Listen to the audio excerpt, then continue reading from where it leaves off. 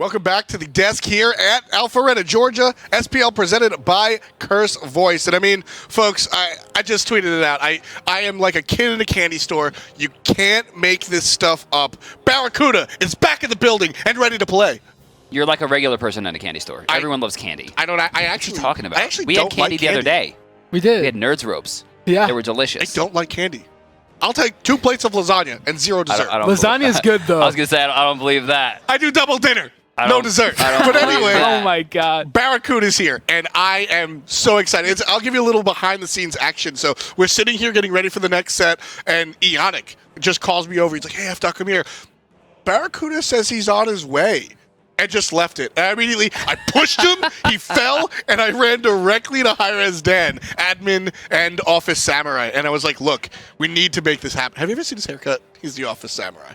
And I was like, look, we need to make this happen. And Barracuda got here. He's feeling a little sick, but we'll see what he can do for the Cloud9 roster. I mean, this is, a lot of people said going into this, Barracuda is the heart and soul of this team. See, I don't think Omega did so poorly that this was the most necessary thing to ever happen. I agree. But Omega's ability to match up against Zalio will be stronger because Mackie can deal with most solo lane stuff. But this is not most solo laners. This is weird-ass Zalia sitting at tower line of Tier 1 for literally 9 minutes. And I mean, one of the oldest cliches in sports or high-level competition is, the game is 90% mental. No, speaking of mental, my man does not look very strong right now. Well, he looks like he's about to pass out on that keyboard. But how much does this mean, Aurora? You've got your star, your headliner, your lead singer. He's back. He's playing. He might not be up to snuff, but he's here. How much does that mean to this team? Yeah, Barra's really, really consistent. I would say for their team, Anderson's their best player, but Barracuda is their most consistent player. And being consistent is really, really important in esports. And also, Omega gets to go back to solo lane, and he's really consistent at doing what he does for his team. Right. Maybe not in the whole game overall, but what he does for his team, he does it very well, and he does it very consistently. So we've got the return of consistency here for the Cloud9 roster, and you also, you're fighting. Your Hunter player is here, and he's sick. You've got to win this one for him, and that's what we're going to see out of Cloud9 as we get into the P's and the B's. That's right, guys. This is Game 3 in a best-of-5 set, first set of the Summer Finals, powered by Curse Voice. That option will start off with Cloud9 as they're looking to ban away, and I assume they're not going to let Ratatosker through again unless they're going to pick it. Yeah, we might see Medusa here. Barracuda is a big fan of Medusa. Great teamfight ultimate, and with him back, we could definitely see Medusa picked up here early on. Right away. Listen, get Ratatasker out of here. Immediate ban. So that's really important to note if you're Paradigm, because if they're banning Ratatosker, that means they have no intention of picking Ratatosker, which means they don't have a Ratatosker. This means Paradigm knows if there is a Game 4 or 5 force that they can look to expose that weakness. But the immediate ban coming out from Ao Kwang is very smart. He's a guaranteed first pick. There was no reason to let him through, and Paradigm answers back smartly. And the Isis ban was great again. Isis against Cloud9 does extremely well because it stops Andy's potential to kill people. Right. And if he's not killing people, they're not playing at their top game. So great ban by Paradigm. As we said, I'm pretty sure Kevin mentioned it earlier, Cloud9 has banned Isis virtually every single game in the summer split. Bologna, yeah. Okay. Well, there goes my analysis. Bologna's there. Hey, Bologna. First pick Bologna. It's a strong character, but what does it mean for the Cloud9 team? Yeah, Bologna's really strong. As you saw before in the first game, Tricks bringing out the circle, the stun with Isis, it's great. So Bologna's a very strong pickup here. Janice picked up for Paradigm. I'm a big fan of Janice. I love his team fight control. He's very, very hard to kill, and has in his, kit, we're going to call it, ability kit, is the most underrated move in Smite's history, and that's Threshold. Insane slow, insane damage potential, movement speed for the entire team. It's a soft heavenly agility. It's amazing. It's crazy. I don't think it's underrated. I think most of the pro players know how crazy it is. Up now? Yeah, We're catching up now? Yeah. But Janice is very, very popular in EU, so I'm not surprised to see this picked up early at all. It's banned a lot more in EU than it is in NA. Opwash makes a second showing here for Cloud9. MLC Stealth, who either is... Yeah, he looks very tired. He doesn't look like Opwash is going to wake him up anytime soon. It just might. I mean, he's sitting here He's trying to get closer to the corpses. But Geb, I mean, sleep. I mean, it is true. Sleep is the cousin of death. So you got a little bit of relation right there. But Geb going to be picked up onto Cloud9. That's one of Jeff Hindlen's favorite gods, as we said. More the defensive-oriented, and quite the opposite on the side of Paradigm as they select Ares. That was very quick. Ares getting locked in immediately. Not much flex potential here. We have seen him go solo a few times, but probably going to be pretty static. Now, we go back into the ban phase, and Paradigm is the one to take away Freya. I'm surprised by this. I wouldn't expect Bear to play it, but I guess that they're afraid of it for some reason, which is fine by them because they must have some strategy. But the Ares pickup's great. It's Geb in the dual lane, and what Ares wants to do, or what he's looking to do as support, is to get to the mid-game team fights or the mid-camp fights. And if he's able to do that, he's going to perform very well. When Ares struggles, he gets picked off early, or he gets bullied out in lane, and he's not able to fight at the level 5. So really good pickup by them. Okay, so Fenrir is going to be locked in here for Cloud9 after the Apollo pickup. The Apollo pickup that I really like here, considering this has been Barracuda's namesake since Barracuda came onto the scene, but it's going to be On Her who gets locked in for C9. I'm with Aurora. I expected Medusa. I really expected the Medusa. Instead, we get the On Her, who's more a in-your-face 1v1 character. Yeah, he also has the Pillar, though, which helps the team.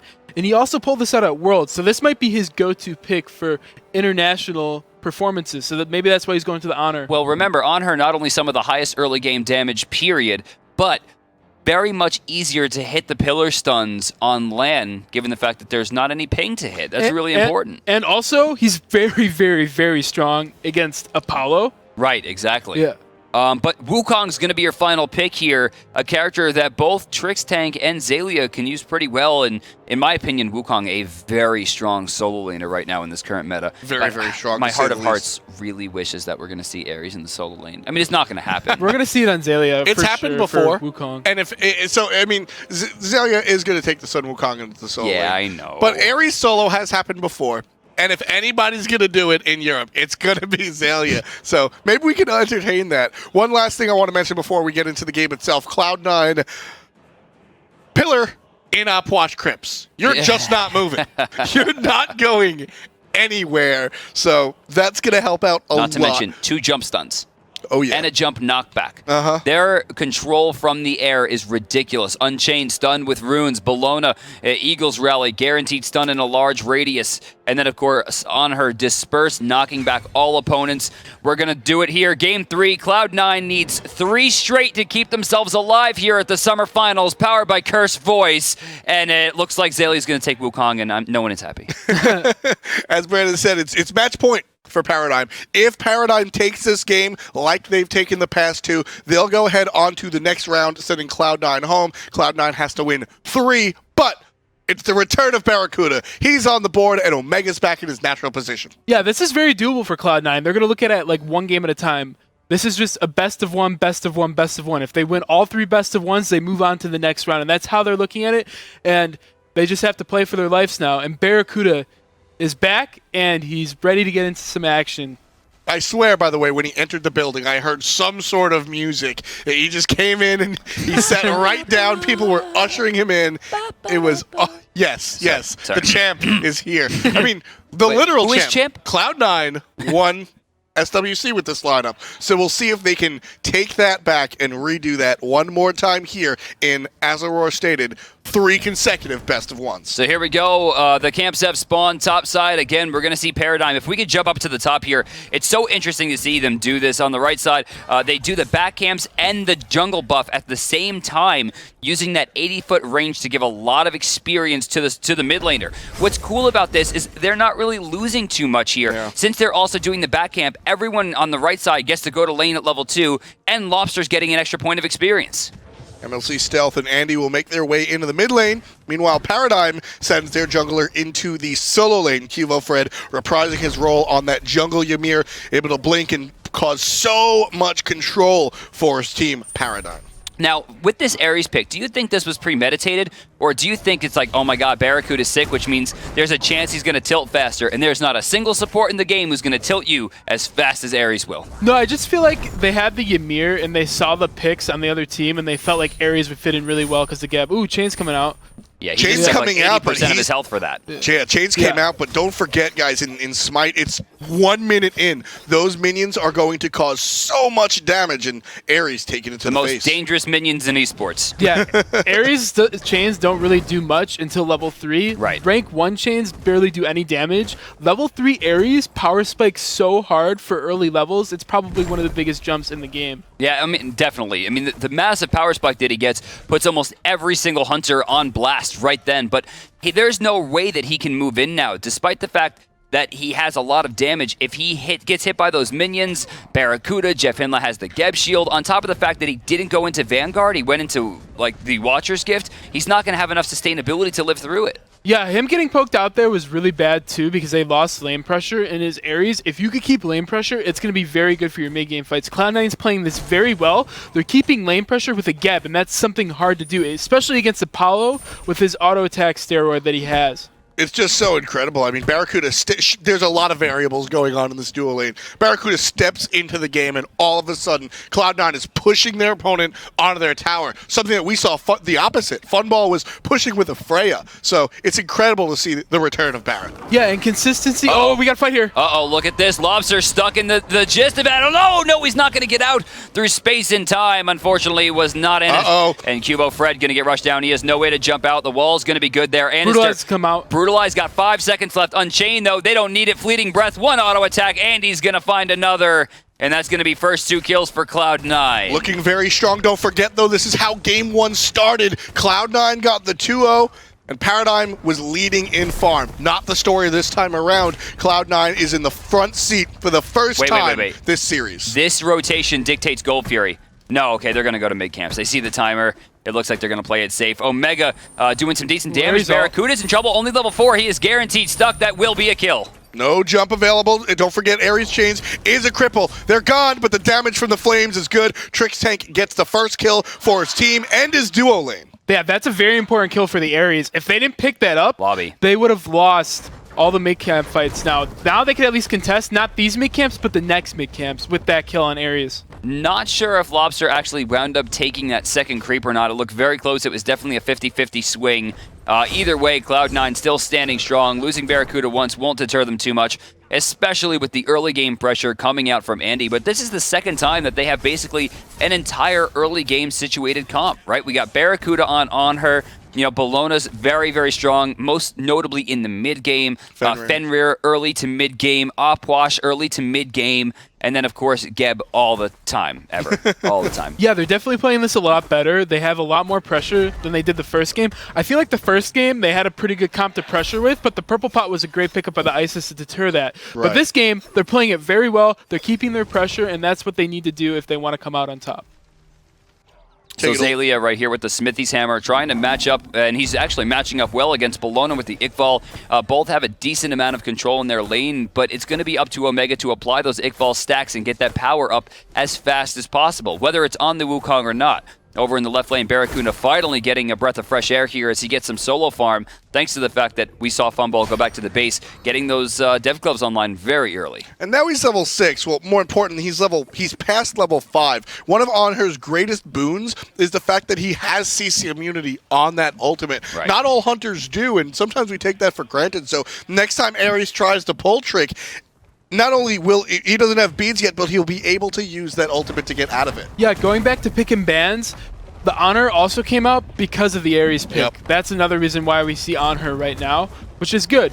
The thing with Honor, though, that's all he has against Ares.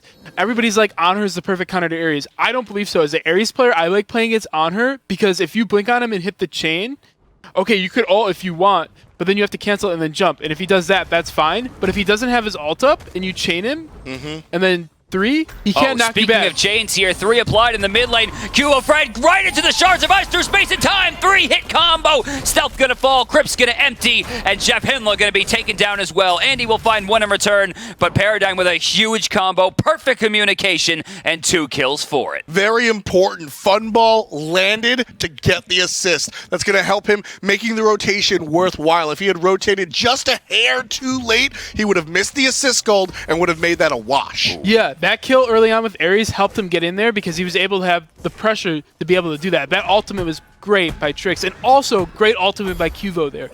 fantastic stuff coming out of those two guys. Andy right now choosing no points into Seething Hell, looking for full combo damage between Brutalize and Unchained. It's doing a decent, I think, decent job of keeping his health up, despite the fact that he just got comboed by Lobster, took some damage in the previous fight, and found the kill.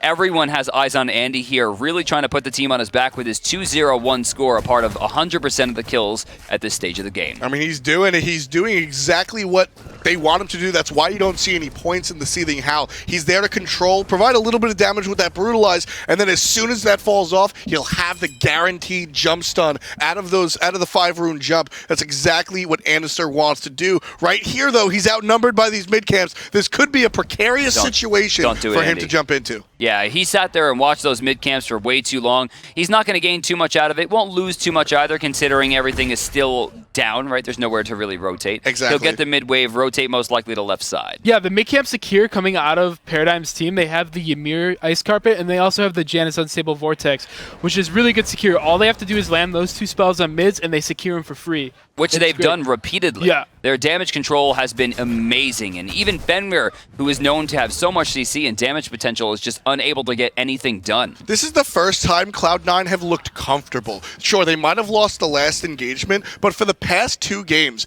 it's been Paradigm's show. It's been Paradigm's show, and Cloud9 has just been the sideshow act. This time around, they're looking comfortable, they're looking confident, and as I said, Barracuda's performance, it's more about Barracuda's presence. Yeah, just him having the lane pressure. Dual lane pressure allows Jeff to move around more. If Jeff moves around more, the team's going to get helped out more, and that's a big thing as a support.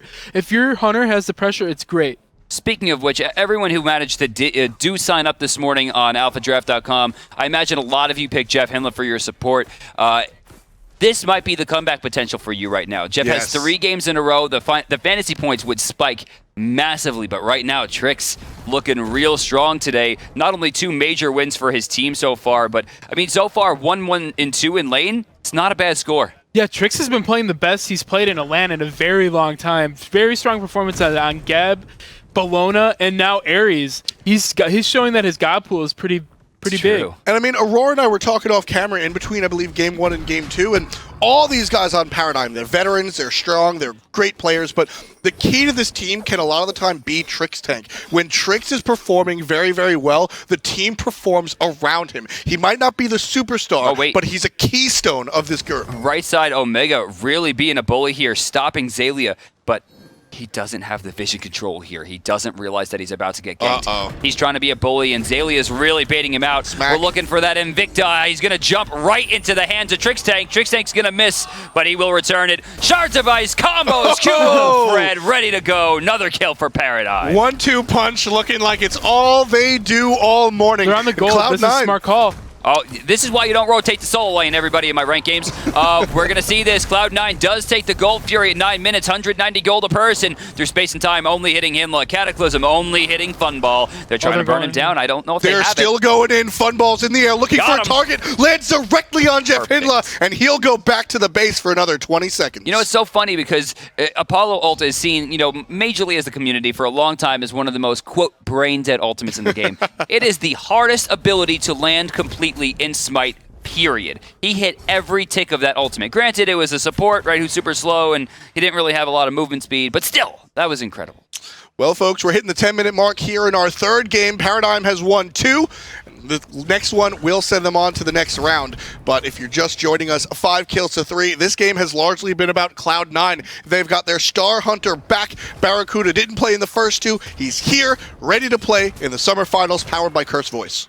So, going back over here towards the right side, you're going to see the jungle's getting split 3 ways here just to get this down as fast as possible. Utilize the Bumbus Mask. Blue a little bit behind here, so you'll see back to the solo lane goes Omega, but we're looking in the mid lane at Andy, Jeff, and MLC, which really can't spend too much more time here doing this kind of things because MLC is completely out of mana, has to go back to the base. This could be their opportunity to push in. I kind of expected Red to go for the purple buff there, but they didn't.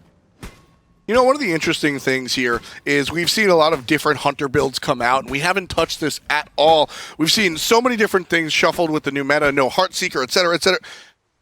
It's just Death's Toll into Devo gloves. Yep. All 3 games, both Hunters. Yep. So, seems to be very standard. A lot of people expected some changes. Very standard stuff coming out. What I'm liking is that heavy hammer coming out on Bologna. Going to be frostbound soon. One of the most overstated items in the game. 400 health, 25 power, slow, and attack speed slow, which is going to be really beneficial going up against characters like Apollo and Wukong who like to be in that front line.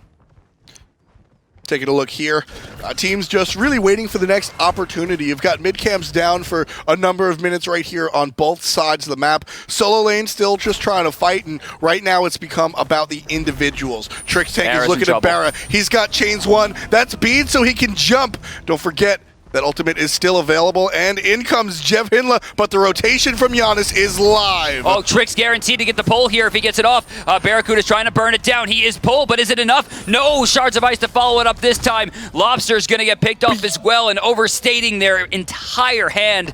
We're going to see Paradigm lose 2 very quickly. Beautiful play by Anderson. There was a threat, he assessed it, and he took him away. Yeah, and MLC's ultimate was great. Oh, we got another fight.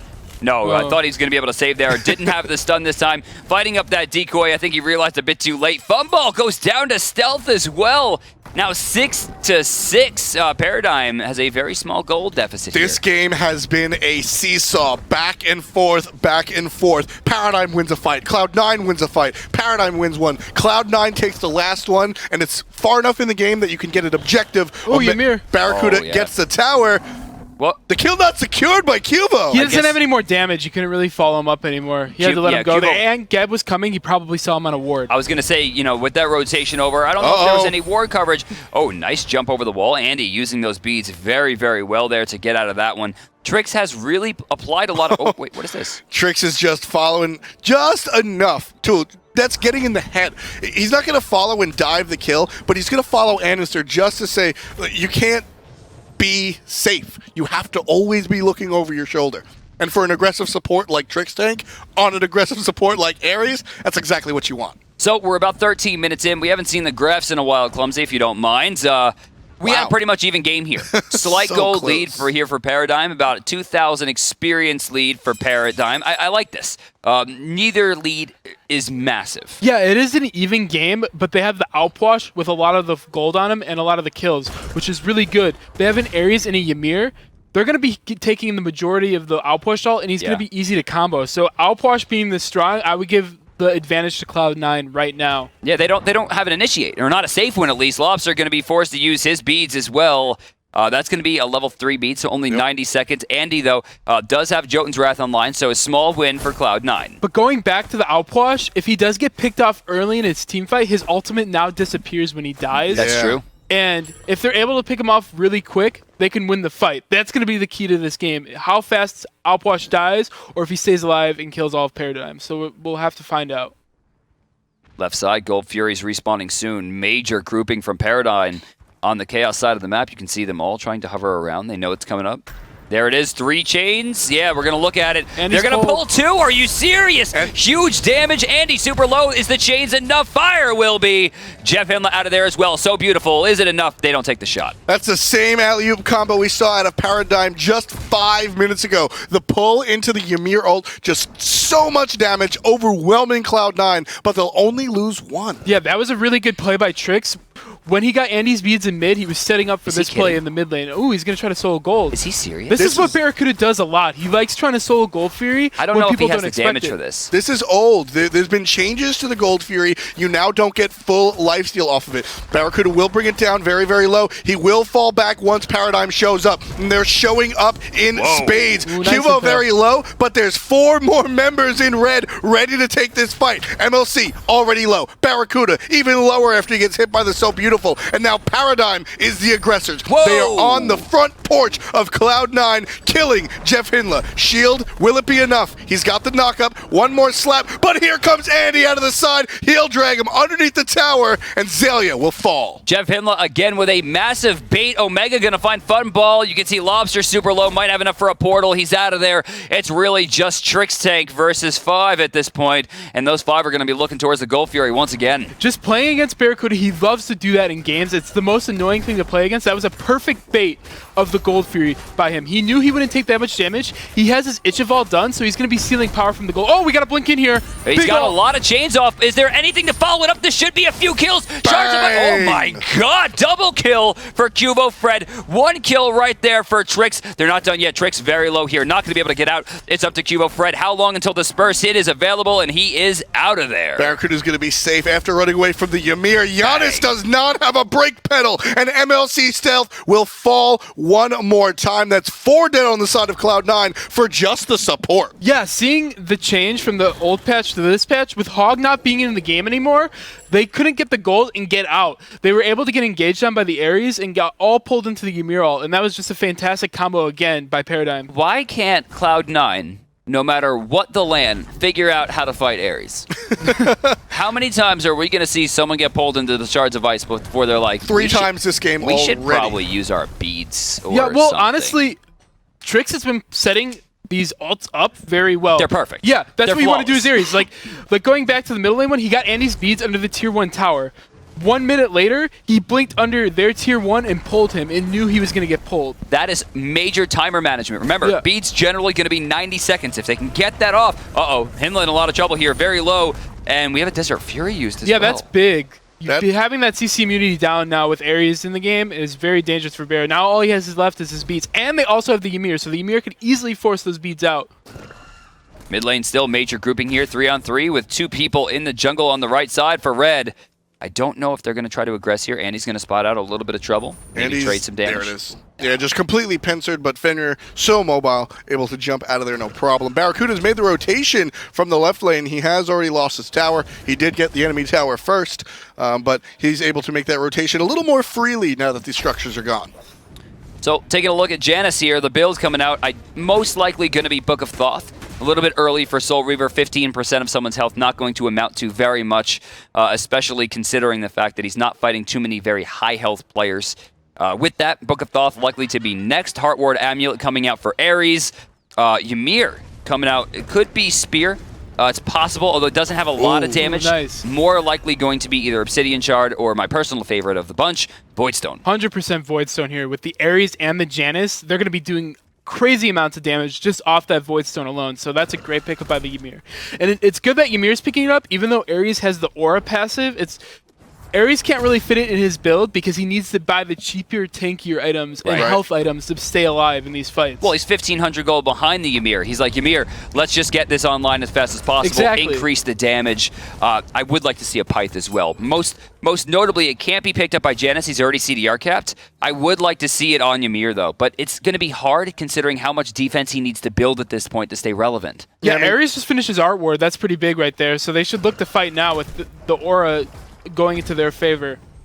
Oh, that's true. Yeah, there's no sovereignty again on the side of Cloud9. Yeah. Well, so last time you said that the sovereignty wasn't picked up because of Freya, but this time, you know, he's fighting a physical hunter. Yeah, he's more afraid of the Ares because as a support, you tend to get pulled in a ton. Right. And the chains going on, you're going to do. We got to fight here.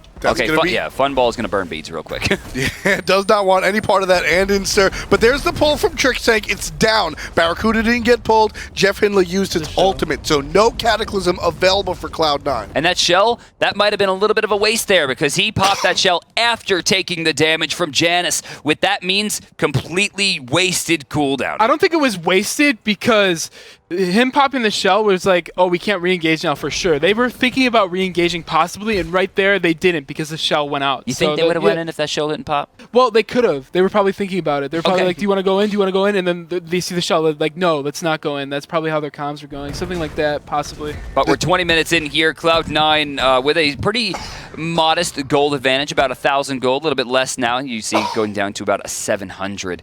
But the experience should still belong to Paradigm. Let's take a look. Yes, 3,500. Okay, that was higher than I thought. Yeah, that's nothing to shake a stick at. That is 3,500 experience. Shake a lot of sticks? From here to there. But when you take a look at the big difference between Funball and Barracuda. You can't even make up that Barracuda's involvement in this game isn't going to impact it. He's a level and a half above his opponent right now. And there was no warm-up game. There was no practice for him. He got out of bed, came to play, and he's doing exactly what he needs to for his team. Yeah, that's just how consistent Barracuda is, just being able to do that. It's going to be hard for him to carry this game, how their comp set up. It's going to be up to MLC Stealth in the late game, in my opinion. But Barracuda so far has been playing out of his mind. It's awesome that he was able to come back, and he's been really playing well. Do you think he has a shelf life, though? Do you think like he is so sick that it's going to come down to I could probably play 1 or 2 games before I want to pass out? Because I remember I had food poisoning at PAX Prime. I couldn't even admin the next day. I mean, I couldn't. I had to sit in my bed all day. It was rough. I mean, It feels like you're good for like 20 or 30 minutes, and then it gets to a point where you don't know if you can take it anymore. Barracuda not only has to face one of the best teams in Smite's history, but his own health at the same time. Yeah, like... food poisoning is rough. Anything with your stomach is rough, especially if you have to sit in the same place for like a really long time. Yeah. So that could affect him. I mean, at least it's not a boat. Yeah, right? maybe the adrenaline or something will kick in, or maybe just his mental strength will keep him going. That's what I'm thinking. I've been talking to these guys beforehand. I don't like to mess with the players in between games, but beforehand, everyone completely locked in, ready to go. I think Jeff Hindler would fight a car if he wanted to right now. There's the adrenaline running through these guys' veins, and just because you're sick, that doesn't stop it. Yeah. He's still got to have that going through his body, and I expect to see Barra play for as long as he have to, and then collapse. So with that, we're 22 minutes deep here. Gold Fury has respawned, likely to be your next point of contention unless a major toss happens in either side. Now, Barracuda finding himself at the Tier 1 line, level 19, still 2 levels ahead of Funball. Big rotation. Another thing to note is Apollo could dunk on MLC, and that will be huge in the team fight. So we got to look for that. Ymir's walling off. That's good. He gets the sentry ward. Yeah, Great play that by was him. really smart. The fact that he put the wall up as a defense for his own auto attacks to get the sentry. That's a 50 gold win for him, plus the fact that he took a sentry down. So it's 135 gold loss for Cloud9. Omega pushing his luck. He's going to find Azalea underneath the tower, getting that tower very, very low. And again, we talked a lot about Barracuda, but Omega no longer covering that hunter role, back in his natural position of solo lane, and he's handling Azalea exactly how he should. Oh, Azalea actually not building into Frostbound Hammer, going into Shifter Shield, an item that we don't normally see on Sun Wukong. He's looking for a little bit more damage and less control. Whether it works out, it's going to be up to how well he rotates. Now remember, usually solo laners will have built teleport, especially with the lack of Hand of the Gods. And of course, Omega, the king of all teleporting, has built into his, but Azalea, no actives at 23 minutes. Yeah, how I feel the solo laners are going to play, Omega's going to play more of a peel role for MLC because he's the key contention of this game for Cloud9. Right. While Azalea's diving in with his team, with the Apollo, with the Ares, with the Ymir. One more time, Barracuda soloing the Gold Fury, or at least setting up the Gold Fury with lower health for his team to come join him. Unfortunately, it's a public invite. Paradigm has got it as well, and we have Ymir and Apollo showing up to go for this. Ooh. Giannis is going to ult. That's a big deal, and that is a retreat from Cloud9. They got the Giannis ult. That's a win. Right there is something you see that Barracuda can do that Omega can't. That right there, he just got a Giannis ult for free just by pulling Gold Fury. That's just smart play by Barracuda and just really, really good awareness. It's the nuances. That's Exactly. Barracuda recognizes that he doesn't need exactly 100% full health. He's fine at fighting a 75 if it means he's forcing the fight. The issue is the force hasn't gone as well as he had hoped. He's taking more damage. Jeff's almost at half. Jan is still sitting strong. Even without through space and time, he's still defensive enough to keep his team safe. Look at Zalia weaving in and out of those basics of Barracuda, walking up on front as the pause comes out from Kieran or Funball, and I love the audacity of Sun Wukong of Zalia. No, Audacity's on Apollo. You owed me one. I deserve that. But I just love the sheer aggression coming out from Zalia. I'm going to walk up to a hunter, an on-her in the prime of his existence, and I'm just going to weave in and out and show you that I'm better. So, Aurora, we're about 24 and a half minutes in. Gold Fury's still alive. Fire Giant's still alive. The thing I want to talk about here most is Zalia has no actives. Yeah, I think he's trying to feel out the game still a little more. I wouldn't be surprised to see a shield on Underworld. That will make Alposh hurt himself more, and if he's dying, it'd be good. We could also see a Heavenly Agility, so I don't know if they have one yet because we don't see the game right now, but if they like him having one would be really good because they could Heavenly through the ult and dive on Alposh even harder. That's right. Yeah. Remember, every single hit of Opwash's ult is a slow. Heavenly Agility is team-wide slow immunity for 5 seconds. And don't forget, Sun Wukong, one of the safest gods in existence, able to get out with the knockup of the Ox or just the burn, and his ultimate is CC immune and a free life. So this is not the same character as some of the others that need beads or need a shell. Yeah, like last game we had 5 hyper carries. Now you have another tank, extra tank out of Wukong. So now you can say you have 4 tanks with the Ymir, Ares, and 2 Wukongs. He's starting to go for it again. I've seen this episode 3 times in the last 10 minutes. How many reruns are we going to catch? And this time, even more Paradigm members. The whole team is here. Yeah, they could actually steal this one away. It's likely they're going to pressure this. Jeff Himla's in combat. Is it going to be enough time? Andy in the back line. Got it! Steals it. Andy able to get that one. Gold Fury, big win there. Shards of Ice cutting the path off. Jeff's And gonna Fumble gets picked. CC immune. Beautiful understanding of the character. Knew exactly how long that CC immunity was going to come. MLC Stealth gets a kill. Jeff escaped, but not for long. Kivo Fred brings him down. Omega chasing 2 separate players. Oh, wow. Ares or Giannis, just enough to push them off and secure safety for Barracuda and MLC Stealth. That's Threshold. Slows and speeds it up, getting them just barely away from that Frostbound Hammer. Trix blinks in, doesn't quite find the chains. That could have been a death. Oh, look at this super deep. Lobster, I think, just gave his life away. Yes, he did, but there's Barracuda, frozen, smacked and down. Kivo Fred puts the freezer away. Oh, the wall was beautiful, cutting off the path, but bludgeon will be enough. Omega gonna find it. 40% slow, not gonna hit. MLC actually, throwing out that corpse explosion there. That was the end of the initiate. Because remember, once the corpse explode, you can't pick him up anymore, and if you can't pick him up, you can't reduce the cooldown.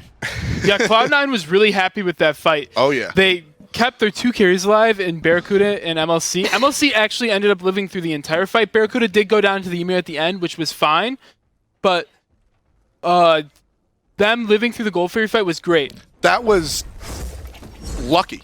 I don't use that term lightly. You know how I feel about calling pro players lucky. But I don't know, man. I'm talking about the Gold Fury. Pulling the Gold Fury, that was Paradigm's Gold Fury. There was no business of that going down the way it did. But Anister, understanding the damage of Unchained, jumps right on in and gets it to kill. Yeah, that's true. But even if Cloud9 lost that Gold Fury, I still think it would have been a win for them because they kept their carries alive. I agree. It's just icing on the cake. Yeah, that is icing on the cake for sure. But that was really good by Cloud9 to be able to secure that. I guess you could call it luck, but who knows? Maybe they did secure. Maybe they called their abilities out. Well, exactly. Yeah, we don't know the comms. For me, QO Fred putting that wall up was not only a great play, but it was also the reason they lost the Gold Fury. Ooh. They couldn't predict what was coming over the wall. Andy didn't get it with the Unchained. He got it with the auto attacks or Brutalized that happened directly after. And the fact that he got to the back line, sacrificing himself and splitting it up to allow Barracuda to get away or reinitiate safely, depending on how the team fight was going, Andy made not only the right call, but it was probably the best call made in this set so far. This is Cloud9. Mr. Mackey is a great coach and a great sub, but this is the lineup that Cloud9 won Worlds with. This is the lineup that Cloud9 went undefeated for 5 weeks this split. This is the lineup that Cloud9 wants, it's the lineup they have, and it's the reason they're leading this game particularly by 4,000 gold. They look so incredibly comfortable. Barracuda level 20 now here at 28 minutes. A lot of damage in the core as well. You're seeing the crit come online. The short sword likely to be Rage. Can we check gold in hand here just to see how long it's going to be? And it's not going to be too much longer. Needs less than 200 gold to finish up that bad boy. It's got a shell. Anher's the one with the shell. Yeah. So interesting. It's great. So interesting. Now, and I mean, that's largely in part one of the bigger changes that happened is the change to sprint. Yeah, to having sprint not reduce the auto attacks or your run speed when you're auto attacking anymore is like not worth to get anymore. Unless you have Fatalis, you can see the Fatalis sprint combo come out sometimes, but being able to get a shell, being able to get a combat blink, a regular blink, some other active on a hunter for support is great. And he's picking up the shell and he's showing that he wants to support his team more in these fights. He wants to support MLC mainly. Omega caught out in a little bit of trouble. Can't He's jump. fighting 1-on-3. He had to. But here's the rest of his team. In comes Fenrir. Down goes the bite. The dog pulls, but now Ares is going to pull some. One more time. Anister gets the kill onto Trix Tank. Zelia's going to dive in the back. Down from the skies comes Funball, but MLC Stealth unleashes the Crips, unleashes the Hounds. Andy. One more time. Anister. One more time. Jeff Hindla and Cloud9 wins that fight clean and clear. 0 deaths for 4. Yeah, right there, MLC and his team played around him so well. The Geb shield came out, the shell came out, everything came out to protect him. It was great. Jeff Hindler with that shield to stop the knockup damage. Yeah. Jeff's got him, man. I mean, Barisic. That is a natural support.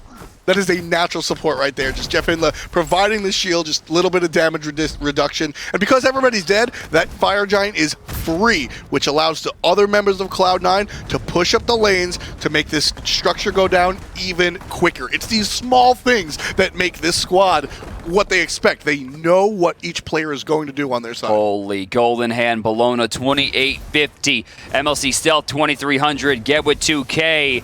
Oh man, this is going to be brutal on the next initiation. Look at the builds coming out. Andy getting those major auto attack build parts online. Magi's coming out, a little bit curious there, but otherwise that build is looking real strong. Opwash, Spear, full Warlock Sash to Hootie is already up there. You take a look at Geb, he's got the Sovereignty online now with the Heart Ward. He's got the Magi, he's got the Wing Blade. And then here, you take a look. Check this out. Another There's 3 Magi's on this team. Which is interesting because Magi's just got one of the most heavy-handed nerfs around. It's now, I believe, 90 seconds for that shield to come back. What it does is it will absorb a single act of crowd control, but only once every 90. In my opinion, probably top 5 worst items in the game currently, unless you're in the lead. Because if you're in the lead and you're the one making the initiations, that bubble will matter. Right. Well, Magi's is just a great item overall. It's I don't know about all that. The bubble is insane. I'm not saying it's like amazing in stats, but just having that CC immunity on an item that gives you 1 second of immunity is crazy. Right, but usually when you're behind, which is where people were building it before, right, someone would just throw out a random, knock silence from across the map and you lost it. Yeah, true. But look at this. They can't aggress onto Jeff Hindler. If he uses his freeze there and wastes that bubble, he's going to die. And check out this. Trix Tank jumping in. We have it looks like the Shield of the Underworld going off. Funball going out as well, but MLC Stealth throws down the Crypts and makes sure that they can't digress onto the Phoenix. This is beautiful space control. Zalia's ultimate was burned immediately thanks to Barracuda. Gets a good stun and a good damage with the basics. Andy cleans one up. Omega cleans one up. Zalia, the Sun Wukong, the only one alive, and it's just not going to be enough. The Titan's down to 50% already. Can Cloud9 seal the deal? 27-0. Cloud9 takes one as soon as they needed it. In a very dramatic turn of events, we're going to see Barracuda come in sick as a dog, finding just enough control for his team for Cloud9 to keep their dream alive. This is the Matt Christopher book. This is the game that's going to send them home. You pick up your star player, he comes in, and he wins the game with the rest of the team. You can't write this, you can't make this up. It's incredible that we get to see this at the Summer Finals, powered by Curse Voice. For me, this comes down to Zalia versus Omega. Everything got changed once Omega went back to the solo lane. Barracuda, of course, did a great job, but it was Omega who forced Zalia into these weird positions. The build didn't really work out, and the big key here, 24 minutes into the game, Zalia had no actives, and his team lost the team fight because of it. 26 minutes into it, he had 2 actives, but it was also too little and too late. Just a little bit of problematic, so just incredible stuff coming out by Cloud9. I need to go regroup myself, so please, Kevin, take it away and tell us what you've got. Welcome back to the Analyst Desk, powered by Curse Voice. Adonis here with Bard and Barracuda. Yeah, we're also here with Barracuda. And Spirit. Not on camera, yeah. Yeah, no. Barracuda, though, finally makes his return in Game 3 after being sick for the first 2 games, and it just seemed like a rejuvenated Cloud9. It seemed like Cloud9. Yeah, it seemed like the real team that we expected to come to play for, all potential 5 games. But they're here now. They're still down to match points. But Omega, I want to keep up with where Brandon said. Omega played fantastically, and this Opwash from Stealth as well here that we see, that ult was perfect to really disengage this team comp that Paradigm came up with. Yeah, this ended up turning into a couple of early kills here, the second one just being secured as you saw there, and that definitely set the pace for the game, but all things told, I mean, this one was pretty close to turning back in Paradigm's favor. They had some really, really well orchestrated Ares and Amir ultimate combinations there that almost took this one away. Yeah, and I think if you look at it, right, Worlds, those were the 2 gods that Who do you not let Cloud9 Europe play? is comfortable with. The Ares and Ymir, they're the picks that Europe always brings out, that North America don't typically play, but Cloud9, they now have the experience to play against them. We saw a little bit of rough at the start, Stealth actually dying 6 minutes into the game. No beads against an Ares, but he quickly bought beads 3, and we really saw the Ares. The later the game went, the longer the Cloud9 lasted, the less effective. Yeah, one thing that was like a really big question mark for me in this game was, why Sun Wukong? They clearly wanted a disruptor in the fight, and as much as Azalea jokes about I'm top to image back then, that god is a distraction, and Cloud9 didn't take it as a distraction. They didn't try and dump everything into Wukong. They just let him do his thing. He was their last target in fights. They were focusing on taking out Lobster, taking out Funballer, taking out the priority picks, and then moving on to Azalea afterwards. And Azalea just wasn't basically a big enough nuisance for Cloud9 to worry about. Well, speaking of which, you see the Paradigm boys here gathered up, talking through the picks and ban strategy for the next game with their coach. And, well, all things told, I mean, how much momentum did they lose in that game? I mean, I guess in some respects it wasn't like a 20-minute stomp, right? It was a pretty good back-and-forth game. Cloud9 seemed to be in the driver's seat for most of it, but, I mean, coming from, the competitive side, I mean, how tough is it going to be for them to rally, you think? I don't think it'll be tough for Paradigm to rally back. I think it's more of a question of, are Cloud9 going to increase their morale? Because Cloud9 is now better. I don't think Paradigm's feeling worse. I think Cloud9 is just feeling better, and it's, can Paradigm beat Cloud9 at their best? Because Barracuda, he's sick and all, but he seemed fine. I didn't see any lack of play there. Yeah, I mean, like the last engagement, he used Desert Fury too early and had to beads the area. That was like one misplay. The one misplay that I was able to, could have done that a little better. Yeah. Barracuda. But yeah, I mean, all things told, Cloud9 looks like Cloud9 is what I keep on coming back to now that they have their full roster. I guess no big surprise there. It's no big surprise, and now that they really didn't let Paradigm draft this really powerful comp of Ratatosker, Alquan, this just, coming on the sides, a nip comp like you called it, it's much more manageable for them. What we see often when you have substitutes come in and play is that you kind of feel forced, at least in some respect, to draft around that sub to make sure that he's playing in his best comfort role. Right, and so maybe that factored in a little bit to kind of, especially the Fender selection for Mr. Mackey. Yeah, but one player that was clearly comfortable was MLC Stealth, and he's actually player of the game for you. And his ults were fantastic, and it's weird to say because this ult is not really skill oriented, but he always saved it for a disengage or to break the counter. And if you have MLC Stealth on your Alpha Draft fantasy team here, he picked up 45.3 fantasy points for you, which is one of the higher single-player contributions you're going to see. That's huge. I mean, 6, 2, and 13, it's really those assists that counted towards it. He was in almost every single fight, basically. And he even chased down some players. You see him soloing Funballer here. Played fantastically. I believe it's closed for today, but you're going to be able to sign up tomorrow and enter those contests before we begin the broadcast at 1 p.m. once again. Yeah, obviously the contest locked, right? You can't be halfway through the tournament and be like, well, Stealth looks pretty good. I'm going to pick him. So, yeah, but looking into tomorrow, get your picks in. Opportunity to win some prizes or even some cold, hard moolah. Yeah, we'll have to see if Stealth remains. The winner of this match will be facing Titan. He doesn't look sick. No, this is, all right, I was talking, this is orchestrated by Cloud9. This is. Paradigm has a cut in Collusion! And look at him. Barracuda knows. He knows. He hears us, too. Yeah, look at him. Yeah, look at him smirk. Colluding. He's over there. He was calling Paradigm. He was like, all right, guys, I'm leaving the hotel now. Extend game 2. No, but he's all smiles, though. He did fine last game, and I expect him to, do just as well this game. We didn't really see any all-star plays, but it just seems like Cloud9 as a whole felt better in that match and looked better. They looked cleaner. Yeah, and now they have the sweet blue hair highlights, too, to that's carry the them key. to fashion victory as well. Look at Jeff. Just the hair on Jeff. He's not allowed to cut it until Worlds.